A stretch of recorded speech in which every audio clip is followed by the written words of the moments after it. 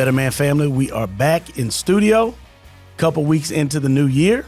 Come on. Looking forward to all that 2025 has to offer. And as we mentioned in a couple of episodes before, we're going to have guests in studio, as well as me, Harp, Manny Fresh, and Garrett Wallow.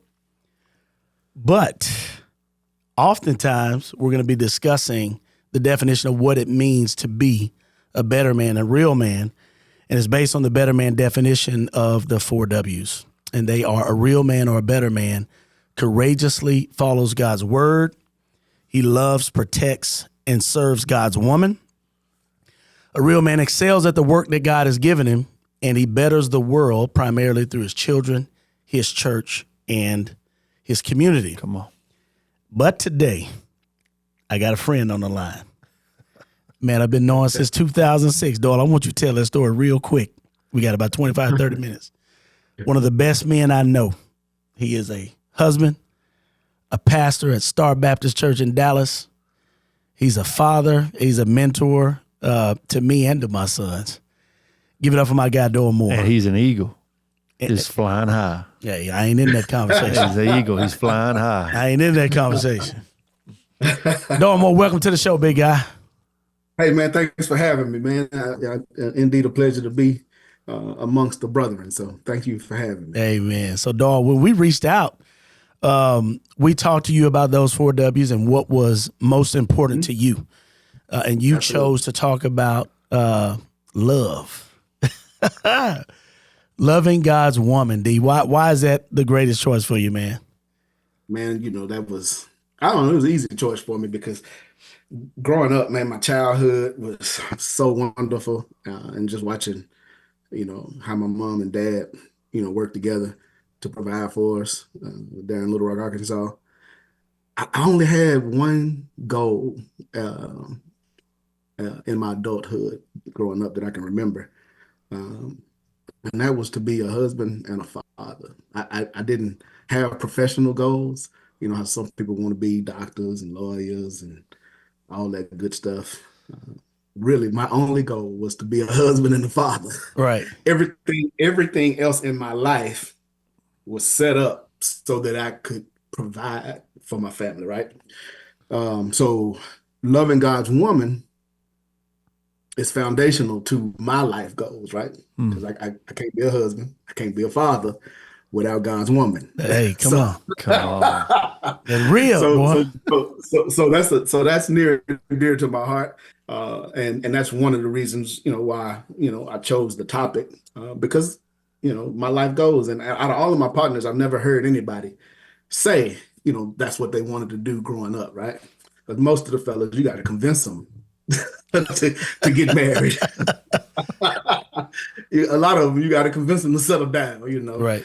But I've always wanted to be a husband and a father. And I knew that loving God's woman would be crucial to my life goals. And so that's why I've always been really intentional about how I interacted with members of the opposite sex, right? And, my mom did a really good job of pouring into me and my brother. I got a brother and a sister. I'm the oldest of 3. But we're stair-steppers, so we're all just 1 year apart, 74, 75, 76. So we're what you call country twins. Well, it was busy in the 70s. It was busy in the 70s. Pop said, let me go. Let me work this thing out. We're country twins. That's what, because we all of our birthdays were in the summer. So our birthdays was together. Of course, Christmases was together. We traveled together, for a long time. We all 3 slept in the same room. So we're country twins. Hey, come on, boy. Pops knew the secret. Yeah. Man, D, when you hear the phrase loving God's woman, what's the first thing that comes to mind for you? Well, so the first thing that comes to mind, man, really is Ephesians chapter 5. That's kind of been the theme of my life, where it says, a husband is to love the wife as Christ has loved the church, right? And when you think about all the things that Christ did for the church and all the things that the church didn't necessarily do for Christ, right? and how he still loved us. even until death on the cross.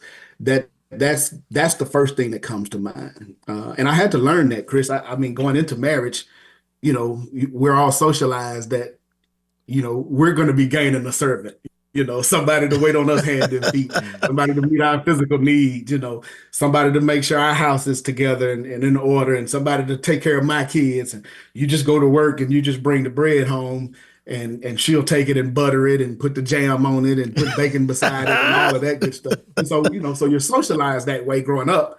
And I saw that, my grandmother, my mother, my aunts, that's kind of the role that they played. But as I came into, my own marriage relationship, and I began to really read about what the Word of God said a husband's role was, I immediately became convicted because I realized I wasn't serving at that level. And so I made it my life's mission to mirror Christ for my wife. And what does that look like, D? Especially in light of what you mentioned about your grandmother, your mother, your aunts. So what does that look like differently for you and your household? Okay. Well, I'm gonna give you the practical side. That's the one I want. So growing up, and I never really understood why, but growing up, my mom would always take opportunities to tell me and my brother things like, don't work them girls to death. Learn how to cook, learn how to press clothes, learn how to wash dishes. Don't work your wife to death. She would say that. She would say stuff like that. And she would say, don't leave them girls by themselves a lot. My dad was a big time coon hunter. He was a preacher and a pastor. He is a preacher and a pastor. And my mom has gone on to glory. But she would tell us, spend time with them. Don't leave them girls by themselves. Because my dad was a big time coon hunter. And in his younger days, as her husband and my father, during coon season, man, dad would be gone at night. But he would always, come back, go to work, do, whatever he needed to do. But at nighttime, he was chasing them coons, and she used to kind of complain about, having to be there with the kids at night all the time. And, he's out doing what he wants to do and enjoying himself. And so she would put little nuggets into me and my brother, not necessarily telling us not to take the opportunity to do what we love, but to make sure we prioritize time with our significant others, right? And make sure we learn, how to do domestic duties, right? Because I think my mother realized that times were changing, because we're talking, late 70s, early 80s, where women are getting more education. They're becoming more financially stable. They're not needing and depending on men as much as possible to provide for them. And I think she saw that time coming because my mom was a professional as well, And so she knew that me and my brother wouldn't be able to survive a marriage behaving like they did yesteryear, right? And if you'll read any statistic as it comes about who's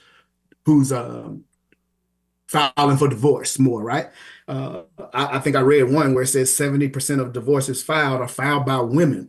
And a lot of it is because of the same things I believe my mother saw coming. The women are able to provide for themselves. They're able to, get bigger and better jobs. They have better education. They don't need that stability that comes with the husband from the 50s and the 60s and the 70s, And so as men, we got to start loving our women differently than our grandfathers and even some of our fathers. And so my mom she was a visionary. I consider her a visionary on that aspect, because I still take to heart those little nuggets that she used to give me about how to behave in my marriage. So I do probably, I would say 55 to 60% of the cooking. A lot of times I do wash my own clothes. Sometimes my wife will take care of it, but I wash my own clothes. I'm the last one to get out the bed because my wife goes to work really early. So I make the bed every day. I never saw my dad make a bed. Yeah. When my kids were born, growing up, I never did anything with a baby. I never saw any of my patriarchs in my family, my dad, my uncles, my grandfathers. I never saw them handle a baby like feeding, changing, none of that. My wife, when my first son was born, the one that shares the birthday with your anniversary, Yeah. we were in the hospital. He's hours old and he needs changing. And my wife says, your baby needs changing. I said, well, what? She said, your baby needs changing. I said, babe, I ain't never touched. She said, you're not gonna break him. He need to be clean. And Chris, Lario, that was the best thing she could have ever done for me in terms of Come on.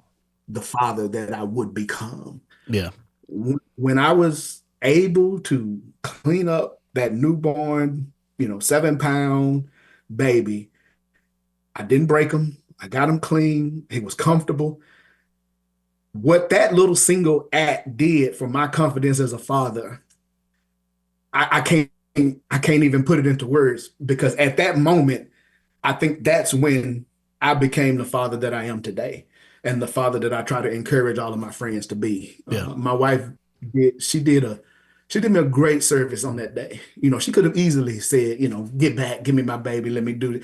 She said, no, your baby needs to be changed. This is such an insightful word, because what I'm hearing, and I think it's exactly right, in the 40s, in the 50s, and the 60s, when we're talking about generations, there was a level of dependence, especially financially and physically, that the woman had on the man. Yeah. So she was probably more willing to sacrifice some relational and emotional capital for the physical capital, right? Yeah. But then we get into the 70s, 80s, and 90s, where women are less financially, physically dependent upon the man. So they don't have to sacrifice all that relational and emotional capital. What I'm hearing is that relational and emotional capital, especially today, is just as important as the physical capital was in the 40s, 50s, and 60s. And that's insightful, man. Men need to hear that. Yeah. It is not enough anymore for you just to be a provider. Yeah. Physically. You have to be a provider emotionally. You have to be a provider psychologically. You have to be a provider relationally, right? We need well-rounded men, not just men that specialize in one area. I love that. Yeah, that's real. Come on. And D has done he's done a phenomenal job at that. I've watched him, lead his family well. I've watched him love and serve his wife. Matter of fact, we have a running joke. If he ever got out of line, his wife could call one person, and that one person was me. Come on. And there was one time. And that's not a joke, Chris. That's real talk. This ain't no joke. He is my wife's lifeline. Right. Yeah. And he got out of line one time. Yeah. And when I saw, I was like, wait a minute, what's this about? So you talking about a level of accountability, brotherhood, trust, friendship that emerged from, almost 20 years of friendship now. Wow. Yeah. And he's one of the best to do it, man. Come on. Yeah. Shout out to Pastor Conway.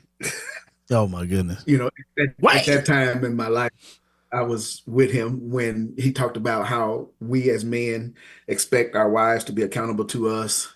But at the same time, we don't have any accountability, right? And that's just not how things should be set up. So at that very moment, I went home and I made that right. And I gave my wife Delario's number. Still talking about loving God's woman. I said, babe, if there's ever a time, you can't get me in line, or you feel I've, gone, off course, dial this number right here. And whatever he tells me to do, that's what I'm going to do. I trust him to have not only my best interest, but our best interest at heart. And so the situation that Delario's speaking about, it was the doctor's visit, and you know how it is. The doctor give you information, and I told the doctor straight up, and she was sitting there. I said, "Doc, I'm not doing that." And she looked at me like, "What?" Oh no, she didn't say nothing to me, Chris. She went home and she called Delario. Hey, And I said, you know what, D, I'm going to do it. I called him right then. Hey, that's so practical though. Yeah, it is. I mean, Yeah. and this is the first time I'm ever hearing this. Yeah. Like I'm gonna put this in play today. Yeah. To go home and to give your wife the freedom, the assurance, the power Yeah. to say, listen, if you ever see me get out of line, if you ever see me begin to stray, if you ever see me begin to drift, because how often is the ship sinking before anybody ever reaches out? Oh my God. Right? Yeah, exactly. And then it's too late. But what you've established, you said, man, as soon as you see me start to drift, call this number. Yeah. Call this number. And to have the freedom, the power, the ability to do that. Man, I wonder how many marriages could be not just saved, Yeah. but how much future hurt and harm could we mitigate Yeah. by just having that one thing in play, man? That's worth its weight in gold. Right. Bro. And even to the point where I think, Doyle, I think what blew me away about that statement is because I have the same level of accountability too, is the fact that what embarrassment could come with that. What secrets could be told that you may not be telling me. Yeah. And the trust that you have in another brother to say, look, call this guy. He's going to set me on the right path. Yeah. And I think that is so important in the life of every man. And I think that is a way that you can love your wife. Because a lot of times you want to hold everything that happened in this house. Don't you tell nobody. Nope. Yeah. You tell this dude. Yeah. And this dude is going to help to set us on the right course. Yeah, that's a word. And it's hard for a lot of men, just to have that level of accountability. Because if you really want to get real practical about it, that's why it's more women in church than it is men, because men don't want to be accountable to a spiritual leader. They don't want to be accountable, to another man, as Right. they say, which you're really not accountable. I mean, you're doing because that's the order that God set up, But it's hard for men. It's hard for men to do that. So, but when you do got somebody that you can trust, that that you have your best interest at heart, and that you don't mind, seeing your nakedness, it's a beautiful thing. And like I say, me and Delario, we don't talk every day. We don't even talk every week. We don't talk every month. Right. But when But we do, it doesn't change the dynamic. Yeah. The dynamic does not change. And Well, that's part. Yeah, go ahead. I mean, I'm just gonna say, and it's just part of me loving my woman, because I don't want her out here feeling helpless and hopeless, because I think that's what leads to that 70% of divorce filings, because the women feel helpless and hopeless, and they've given up that their husbands, can be brought back, under submission. So, but I don't ever want her to feel that way, and that's part of me loving her. yeah. And D, when I think about marriage in the context of ministry, right? So next to a legal adoption, so I went to a court proceeding one time where a close friend of mine adopted 2 children, and it was the closest thing to the gospel being physically played out that I had ever seen. Okay, so next to a legal adoption proceeding, the next closest thing to a physical witness of the gospel is a marriage. Yeah. Because the marriage I have to Allie, the marriage you have to Lindsay, is a reflection of the greater marriage between King Jesus and his bride. right. So, Absolutely. so what most men need to hear is the reality is most men aren't going to have a podcast. Most men aren't going to have some large ministry platform. For most men, including me, my greatest witness in this life will be my marriage. My greatest gospel witness will be my marriage. And how I'm loving my wife, how I'm serving my wife will be a testament to how I love King Jesus, and will speak volumes to that, which is why I want my marriage to last. I want my marriage to not just survive, I want it to thrive. I want massive gospel fruit to come from my marriage so that other people can come eat of that tree, right? I mean, that's what I'm wanting when I'm thinking about being married to Allison. Somebody asked me the other day, Actually, it was, you all never see this guy. His name's Ryan White. He's the camera guy at Betterman. He's our director of communication. He does all of our production, all of our filming. He's incredible. So Ryan and I have been working together for 8 years. And I'll never forget the day my wife had come in the studio. We were filming some curriculum or something. And I overheard, I don't know if Ryan knew I was listening, but Ryan pulled my wife aside and said, "Hey, does he really practice all this stuff that he preaches?" And y'all, I got so scared. I got so nervous because like I'm waiting to see what my wife would say. Somebody asked me the other day, "Man, how was your 2024? And the reality is you don't need to ask me. Ask my wife. Oh, because she going to tell it. Ask my children. Yeah. They'll tell you exactly how my 2024 really was. Because I'm gonna give you the Instagram view. I'm gonna doctor it up. I'm gonna tell you the highs, right? But ask those people closest to you, man. You want to know how my walk with King Jesus is going right now? Man, don't ask me. Ask my bride. Yeah. Ask my kids. Right. Harp, that's good, bro. Because D, when you go back to the passage in Ephesians 5 that you mentioned earlier, think about that, right? He's called you to what? Yeah. Love her like Christ loved the church. And when you ask Allie about their relationship, she going to tell you whether he loving her or not. Yeah. She going to tell you whether he died. 100%. She going to tell you whether he died 100%. For the crib. Yeah. Yeah. And what Dee's talking about, I heard it say, people all the time think of marriage as a 50-50 agreement. That's not what it is. It's 100-100. Yeah. Every day I'm bringing 100% of myself, and I'm calling her to bring 100% of herself every day. And here's the deal, man. Sometimes I got to bring a little extra because she can only bring 80 to the table. Hey, I got 40 today. Yeah. And sometimes she has to bring extra to the table because I ain't got a lot left in the tank. Yeah. That's real. Yeah. Right? That's so good, man. That's a word. And that's what marriage is, man. That's what it is. Yeah. And like you say, D, for the husband, it's the dying. And I think that's where a lot of husbands have issue with is the dying. But that's what we're called to do, you know. From when we were reading the Cinderella stories and the Snow White stories, every story ended and they lived happily ever after. Right. And I think so many people get married looking for the happily ever after. But marriage is a ministry, and sometimes ministry don't end happily ever after, right? You have to weather the storm. You have to be willing to make the sacrifices. You have to be willing to suffer.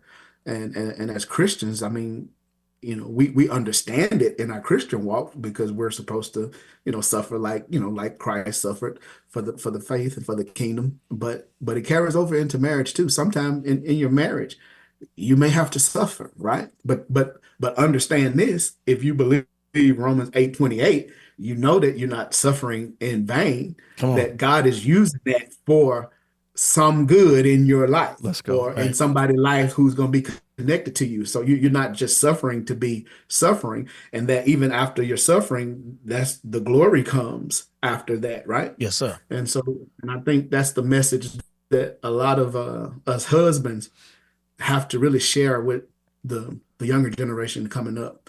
I was watching, and y'all may know the gentleman. It's an older Black gentleman that kind of talks about the African-American experience. And he was just talking about the future for marriages, not just African-American marriages, but marriages from all demographics. And he was just saying how in the future, the percentages were going to be extremely low for people getting married. But specifically for the African-American community, it was going to be in the teens. Like our marriage rate is going to be in the teens. Mm-hmm. So that means more than 80% of the, you know, African-American men and women are going to be single. And he gave a year, but I don't remember what the year was, but it's going to be in the teens. And I looked at my wife, I said, babe, our marriage rate is he predicting it's going to be in the teens. I said, as bad as it is right now, can you imagine how the world, how our community and how the world is going to be when there are no marriages, there are no families with husbands and fathers.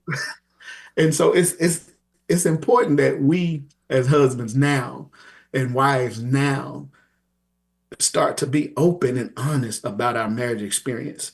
Um, me and my wife have shared a lot of good times, but we've had a lot of valley experiences as well. You know what Yeah. I'm saying? And I wish I could tell you that it's all been mountaintop. I love her like it's all mountaintop, but it ain't been all Right. mountaintop. Come on. It's been valley low, and I think the younger generation need to understand that when he signs up to go to the military, he knows that it's going to be tough. The training, they tell him basic training is going to be tough. They tell him war is going to be tough. They train him for war. You go to the police academy, they train you to fight criminals. You go play football, basketball. You have two-a-days and training camp. It's tough because it's tough, but we don't have marriage training for our people, and I think it's the most important thing that a man and a woman can do, but we don't have proper training for marriage. You got marriage counseling and you got this and you got all these different things. And even the Christian counselors, I don't think are honest enough, Right. much less, the counselors who aren't Christian. Uh, we need to prepare this next generation for marriage. And my boys, they've seen, me and my wife disagree. Some stuff we keep from them, but some stuff I purposely let them see because I want them to know that you have to love and you have to work through difficulties, right?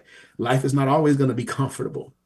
You have to continue to love when things are difficult, That's good. when you don't agree with one another. And I want them to see that, and I want them to see us affectionate too, and they see plenty of that too. Right. Because I want them to be good husbands and fathers. I don't want them to be a part of that 18, 19%. Well, I want them to be a part of the 18, 19% if that's where it's going. I want them to be a part of that.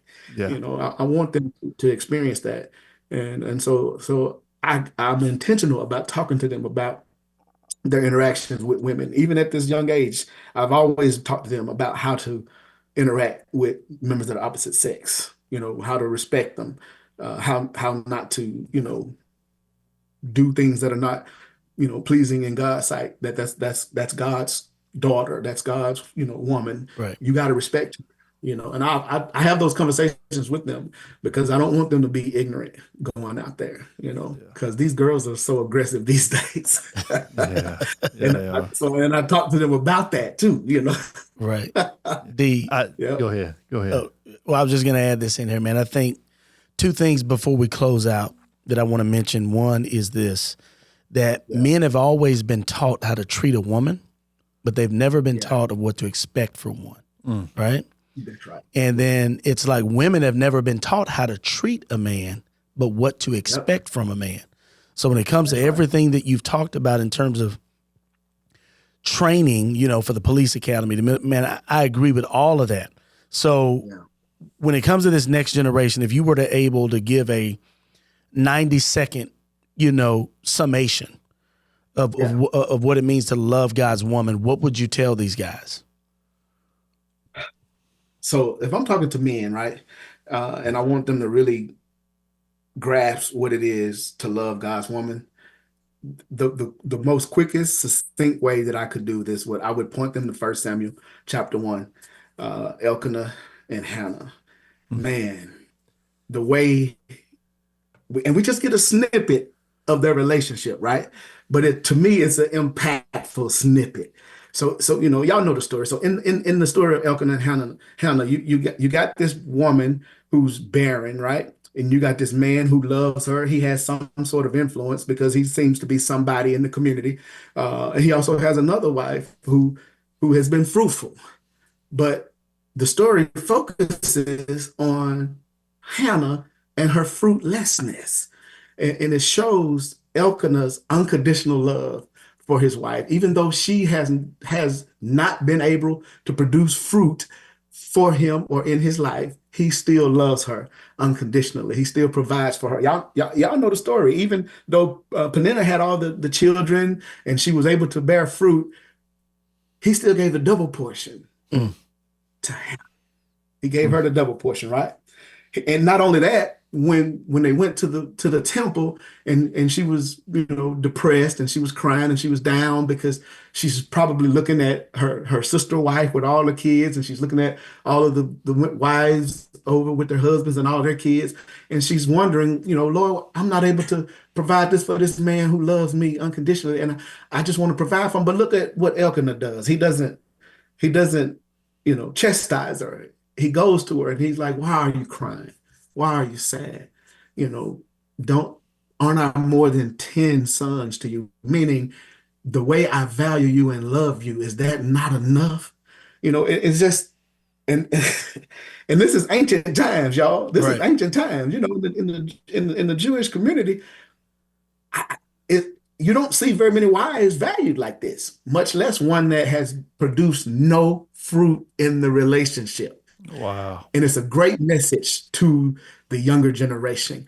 Your love, your affection, what you are responsible for in your house to your wife should have no bearing on the fruit that she provides, right? Come on, Mo.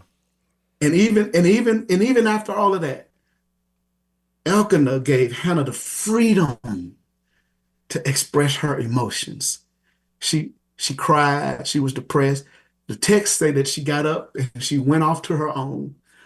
She was crying and she was praying. And that's when she ran into Eli. But a wife is subject to her husband. She can only separate from Elkanah if he permits her to, right? So he allows her to express, her emotions. He allows her to go and talk to God about her situation, right? And in her praying and running into Eli basically, allows her to talk to God, and her and God came to an understanding, right? But watch this. Even when she returned back, he didn't chastise her for running off. He didn't chastise her for being depressed. He didn't chastise her for having a crying fit. He didn't say nothing about her being barren. The text says that they went to bed, they woke up, and they worshiped, right?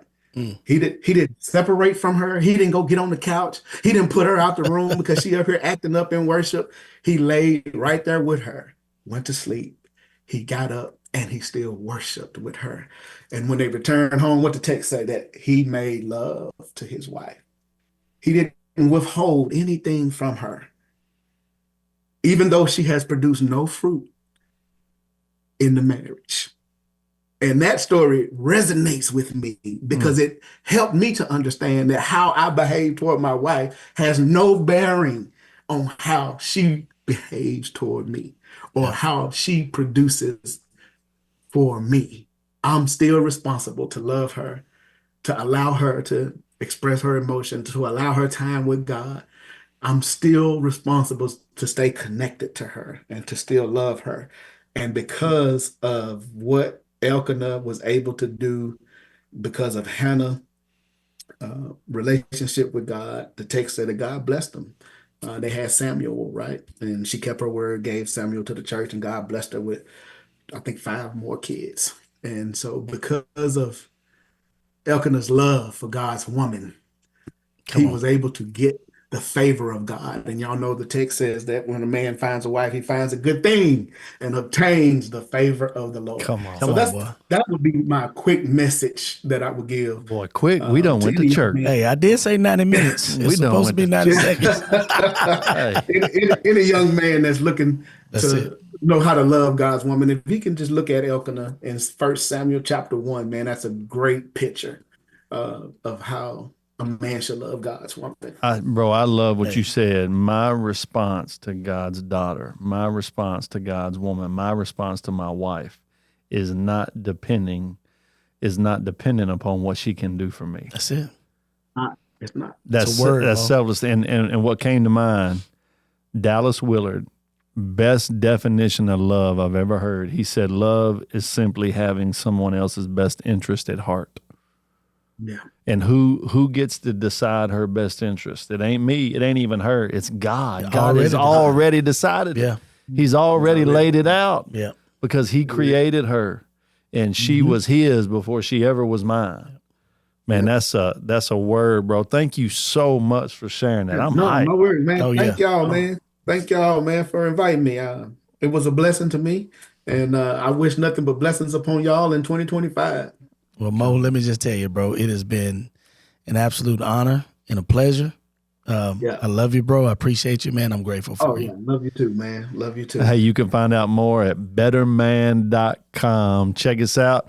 A great way to launch and run into the new year is launching a Betterman Core or a Betterman Defined. We even got Betterman Explore now, a 3-week Christian theological kind of primer for those who are new in the faith. So check out all the resources at betterman.com.